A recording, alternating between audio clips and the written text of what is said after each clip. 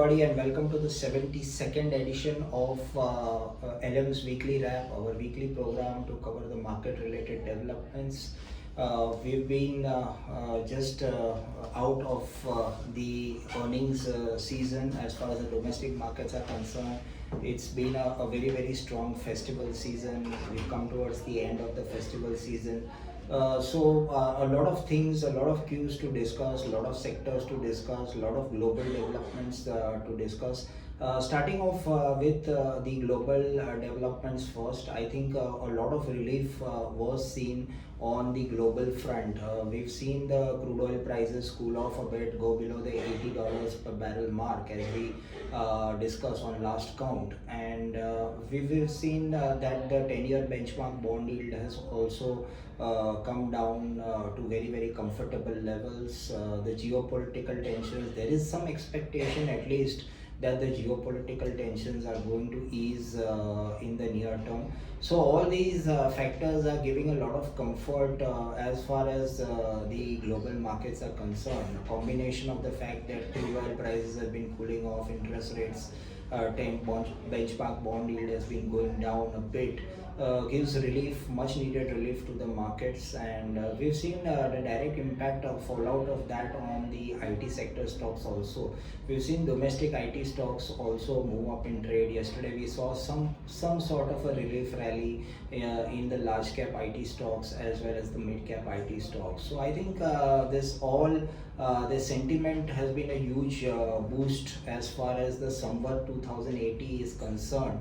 I think Samvat 2080 has started on a very strong note as far as the markets are concerned.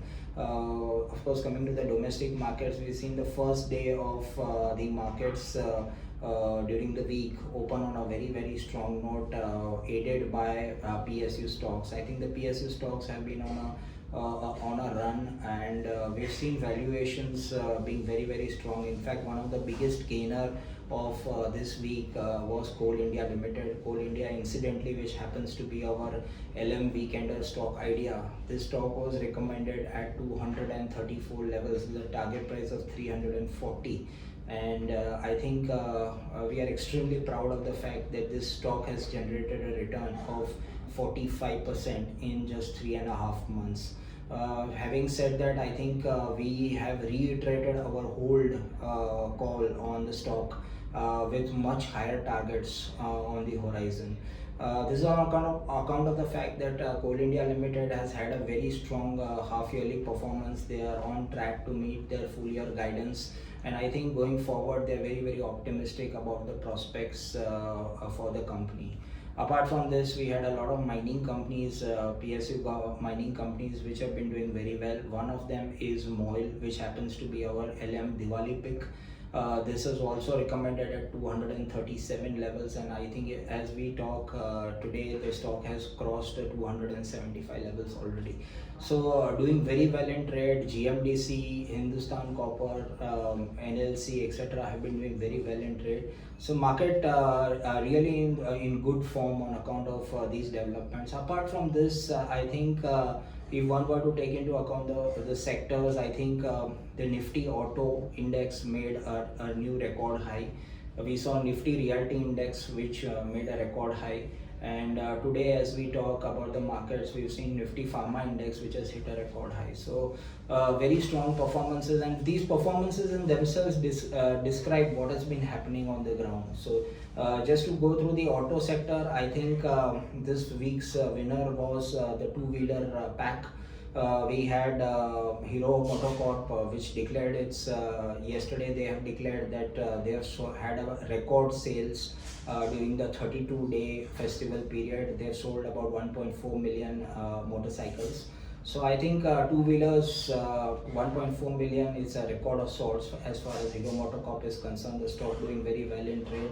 Bajaj Auto has posted a good set of numbers. We've seen TVS Motors announce some distribution tie-ups relating to the global markets, etc. And the hero of this week, of course, in terms of the performance was Eicher Motors. and very strong guidance and very strong performance which was given by the company.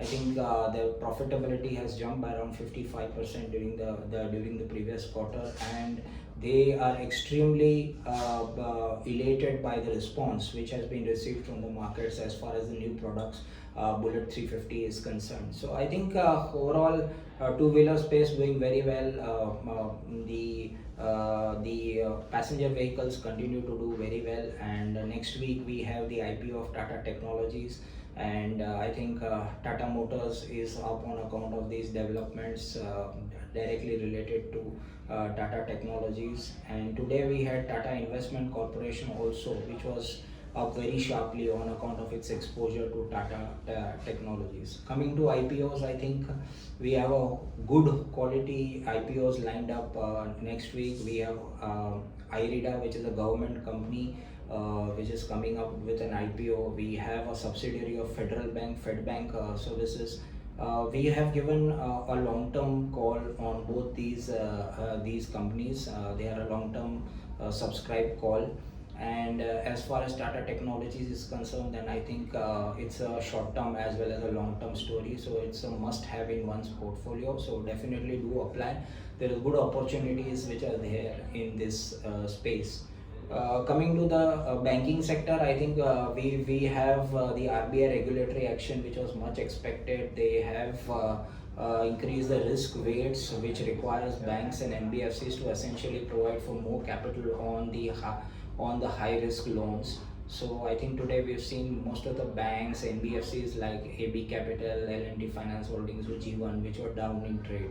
So we saw divergent moves in the market. We've seen some sectors do exceptionally well in the market, whereas sectors like banking and NBFC were impacted on account of this development. Capital goods sector continues to do very well. Infrastructure story, infrastructure players, EPC players continue to do very well. Today it was the turn, of course, of the railway sector, and I think almost all railway sector stocks were up in the range of 4 to 10%. So it's been a very strong show as far as these stocks are concerned. Next, I think should be the turn of the defense sector, because the defense sector story, if one were to listen to the companies, commentaries of the companies which are in the defense space, most of these companies have been saying that the global inventories of arms and ammunition is going down drastically. On account of this, there's going to be a huge amount of demand for arms and ammunition in the near future. So countries like India are best geared to take advantage of this situation and increase our arms exports. So I think this definitely should be music to the ears of a lot of companies which are involved in the defense space. Finally, we have certain sectors which have been under the weather. We've had IT, which continues to struggle. Yesterday, we did see some kind of a hope rally in IT stocks, but we all know that it was quite short-lived, and it's very difficult to expect any follow-up buying in this sector, at least for the time being. Pharma continues to do very well. As we already pointed out, Nifty Pharma has hit a record high, and our prime pick Cipla continues to do quite well over there. And we have FMCG sector where certain stocks have been doing exceptionally well. One is Jyoti Laboratories. We've given a target of 460 for the stock, and the stock has comfortably come to those levels, and I think continues to do very well. As far as the infrastructure space is concerned, we've given targets for a couple of companies. One is Helicon Engineering, and the second is Action Construction Equipment. Helicon Engineering has guided that they are looking at a revenue guidance of 2,000 crores, and Action Construction Equipment has given a revenue guidance of 4,000 crores once their capex is complete. So I think a lot of stories out there. And just finally coming to the action for the next week, I think Diwali picks would be in the limelight definitely. First is GSW Infra. I think after there have been a few announcements recently, they've got the container train license, they've got liquid storage terminal facility which they have acquired, and yesterday the letter of award for developing the Kenny port in in Karnataka at a cost of around 4,000 crores. So I think the story continues to do very well. JSW infrastructure. Second is Geo Financial Services, which continues to do very well. Third is LT Foods Dawat, where India has emerged as a very strong exporter of basmati rice, premium branded rice. So I think that should be a very very exciting story. LT Foods. Sri Renuka Sugar yet to play out, but expect a good momentum over there. And we have IEX, which has got very very strong prospects. India Energy Exchange, and I think MOIL, which is looking very very good. They've inked some agreements with the GMDC, and I think all of our Diwali picks are really fired up, barring of course Sri Renuka Sugar, which where the sugar season has just started. So I think the outcomes will be visible when the Q3 results are declared.